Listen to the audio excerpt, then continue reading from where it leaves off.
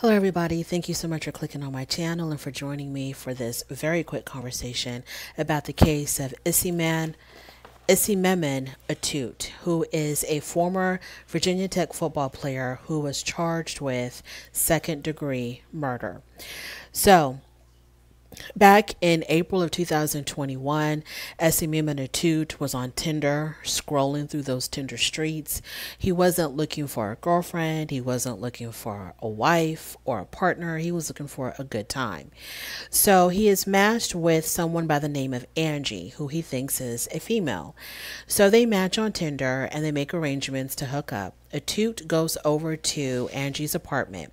When he walks into the apartment is dark. They have their encounter.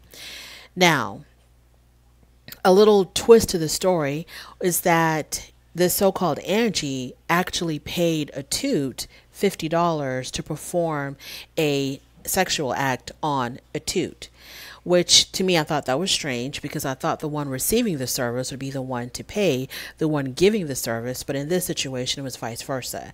So I don't know if Atute was out there soliciting on Tinder, his services on Tinder, or what. So to me, that was red flag number one, because normally, now I don't want to like generalize and do all of this, gender in my opinion, I feel like if a man is going to meet a woman to hook up and money needs to be exchanged, most likely the man is the one paying for the service. Okay. It's not the woman paying the man to perform the service on the man. You know what I mean? So the fact that Atute was receiving money for this person to do an act on him, I thought that would have been red flag number one for Mr. Atute. Red flag number two, when he came into the apartment was dark. So evidently he couldn't even see who he was hooking up with. So they have their encounter, and then a few days later, they have a second encounter. I read some reports that said that Atute told his homeboys that he wanted to go back to Angie's apartment for another encounter with Angie, but he has some kind of suspicion about who Angie really was. And he told his homeboys, he wanted his homeboys to come with him. And he said that if Angie turns out being a man, he was going to run out the door. So for the second encounter, he arrives with his homeboys, but the homeboys stayed outside. The friends didn't come inside the apartment. Only Atute went inside the apartment. So in the apartment, when he came there for the second encounter, evidently something went down, and Atute ends up beating this person to death. So it transpires that during the second encounter, Atute discovers that Angie is actually a 40-year-old man by the name of Jerry-Paul-Smith. When he discovers that Angie is actually Jerry, that this person who he thought was a woman is actually a man, he got upset. And I don't know if they started fighting or exactly what happened. We will never know exactly what led to what, but there was some type of a struggle, and according to Atute, his defense was he thought that Jerry was reaching for a gun. Come to find out later, there was no gun involved. Jerry Smith did not own a gun at all. But there was a knife, and a knife was discovered somewhere between the mattress and the wall, or some in between the mattress. It was in some obscure place. So Atute claims that he saw Angie. First, Atute claimed that Angie lunged towards him and was attempting to grab his crotch. And so I guess a struggle ensued. And according to Atute, he saw Smith grab a knife, and he ended up beating him up in self-defense.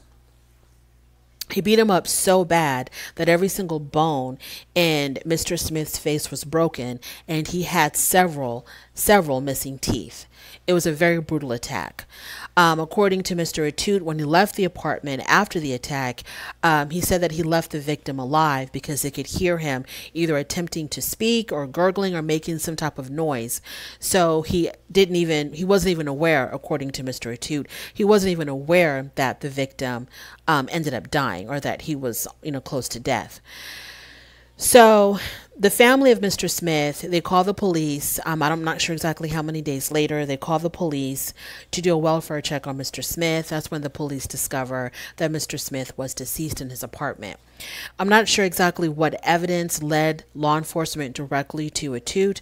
I'm going to assume, it's my own speculation, that maybe they looked at his phone records and they saw some communications on Tinder or text messages between Mr. Smith and Mr. Atute. And that's maybe what led them to, on the trail to Mr. Atute. So Mr. Atute gets arrested in June of 2021. So they met in April. The murder occurred in May when Atute went back to Mr. Smith's house for a second encounter. He's arrested in June, and then he was finally found not guilty, I think this past June of 2022. The jury found him not guilty. His defense was self-defense, and so the jury sided with him, and he was acquitted. Something about this story just did not sit right with me at all, because nobody really knows what went down in that apartment, because one person will not tell exactly, the full story, and of course the other person is deceased, so nobody really knows exactly what went down. Something else that I wanted to add, I read an article that said that Mr. Smith had told Mr. Atute to put in a good word for him to Mr. Atute's friends, because he also wanted to hook up with one of Atute's friends, one of his homeboys. That never transpired into anything, though. So it's just something about the story didn't really sit right. I understand the whole catfishing aspect of it. I understand the anger of discovering that, you think you're with the female, but you're actually with the man. And, that's not, your preference. I understand that completely. That is absolutely wrong. If that was Mr. Smith's MO, was to lure straight men to his apartment, to have encounters with them, and, to keep the lights off and put on women's clothing and a wig, and to appear as a female in the dark. If that was his MO, that is 100% wrong. It's wrong because you shouldn't be deceiving people in that way. And it's also wrong because Mr. Smith was putting his own safety and his own life at risk. So it was wrong in so many ways, on so many levels. But the reason why I'm having a hard time believing 100% that the story went the way Mr. Atute said was because there was just I feel like there was enough red flags and so many opportunities for him to walk away and for it to not get as far as it got. When you walk into an apartment to have an encounter with someone and it's completely dark, that should be suspicious to you. Either you're being catfished, or you're being set up to be robbed, or you're being set up to be killed. That right there should have been a red flag, and he should have left, but he didn't. The fact that the person that's performing the service on you is paying you money, why is that? Why would he have to pay you money if you think that this is a female and you're doing something consensual? Why do you feel that, why would you have to accept money from a girl for her to give you, this, for her to perform this act on you? Like, I don't understand that. If anything, you would have been paying the person giving you the act, giving you the service. So to me, that was another red flag. Also, when he went back again, the article had said that he told his homeboys, I think Angie might be a guy. I'm not sure if I was dealing with a guy or a girl, but I'm gonna go back and for the second encounter, and we're gonna see, exactly what's what. So for him to tell his friends that, he must have had some type of suspicion from the first encounter, or from some type of communication that followed afterward. And if you have a suspicion, just stay away. What drove you? Why did you feel the need to be like, you know what, I need to find out exactly if I was dealing with a man or a woman? If you're having suspicions about it, just be like, you know what, I'm not sure exactly what was going on there, but I'm not trying to find out. I'm going to chalk it up to the game, chalk it up to experience, and I'm going to just keep it pushing, block, delete Angie, and move on with your life. Why did you feel the need to come back to verify, to confirm? Like, why would you feel the need to do that?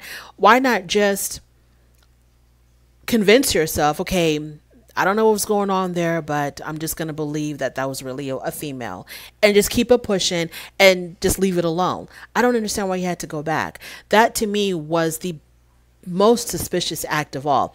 Now, in that first encounter, okay, ignore the darkness, ignore the fact that they're paying you, and you go ahead and you proceed with what you're doing.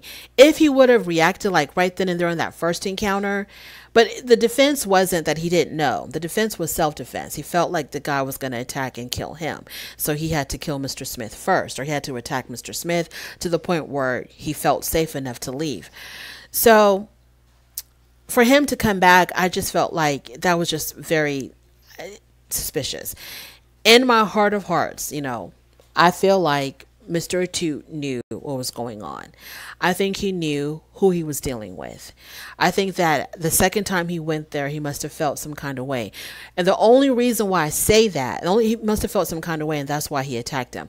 The only reason why I say that is because he had suspicions from the first encounter.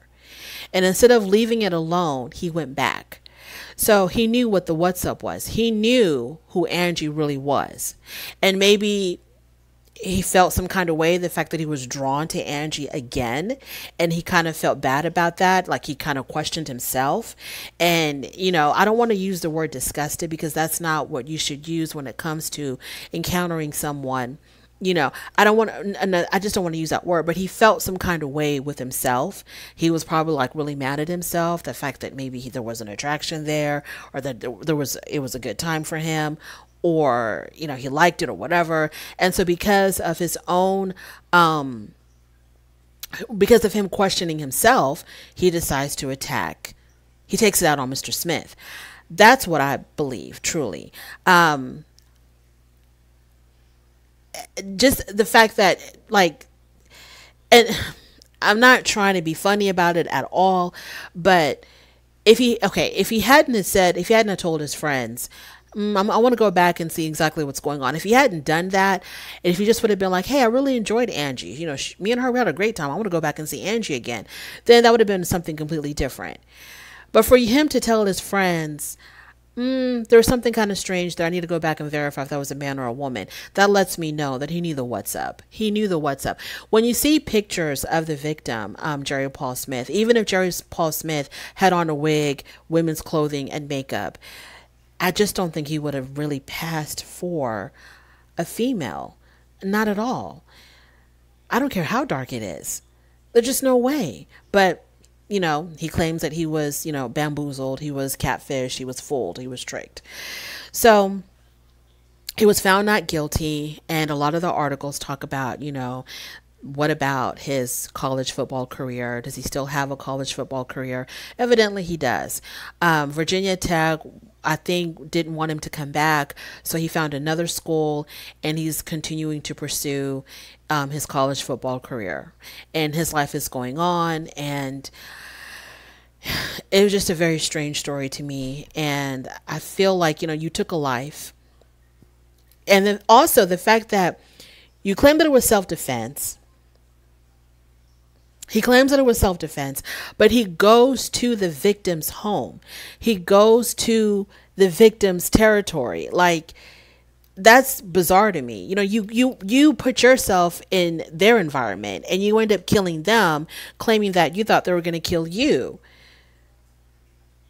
And why would he want to kill you? Why would he want to attack you when he wasn't the one that was fooled? You were the one that was. Why would he have wanted to attack you first?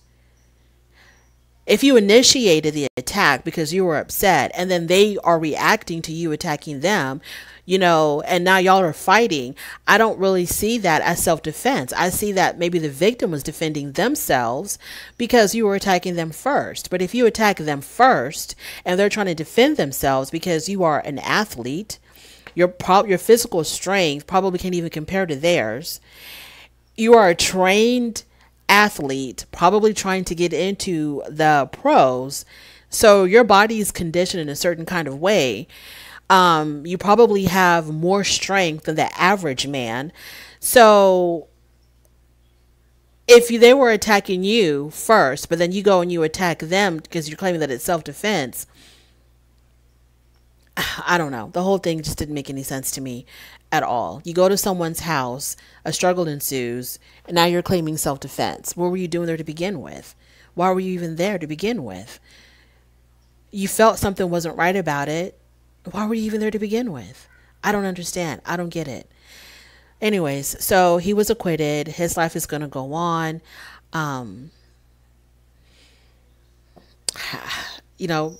The jury spoke, and that's it.